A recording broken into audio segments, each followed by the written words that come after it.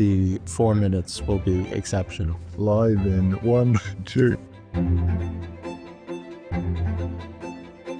The distinction between private capital and liquid assets, I believe, is going to dissipate over time.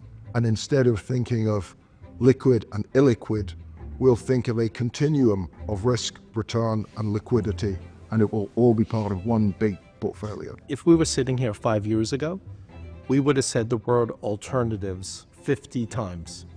And now we're sitting here and the word is barely used. Now we're talking about capital markets. Some of them are public, some of them are private. And what that's doing is it's enabling more and more capital efficiency. But also importantly, what it's doing is it's making investors think through their portfolios through the lens of this whole portfolio.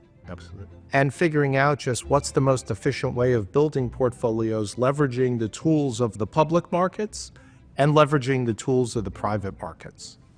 Absolutely, because investors don't want private capital or public markets. They want a portfolio that meets their needs.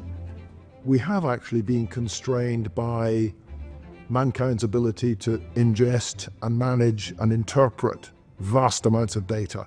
And that's what's changing at the moment. So this really is going to be the age of big data and how that is applied to private capital. It's going to be completely transformational. The real constraint is one of imagination. And I think the opportunity ahead is about how do we imagine a world where the private markets and the public markets have similar, I would say, philosophies with regard to data. I think one of the most remarkable things to me is about over the past 10, 20, 30 years, at least in my career, I've seen the imagination associated with data expand.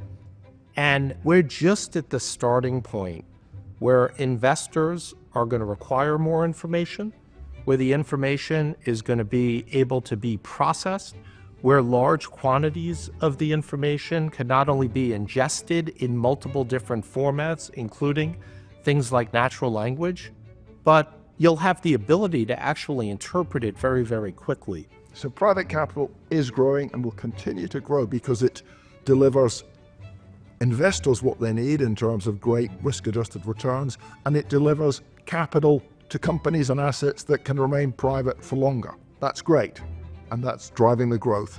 But it is a clunky and high-cost and inefficient world in which to operate. And that has to change, and it will, and we together will help it. I couldn't be more excited to move forward together. I couldn't be more excited to welcome the 1,600 colleagues from Preqin to BlackRock. And I couldn't be more excited, most importantly, what this does for One BlackRock in terms of our new capabilities for clients, the opportunities that unlocks for our people, and just to be part of it is incredible and humbling.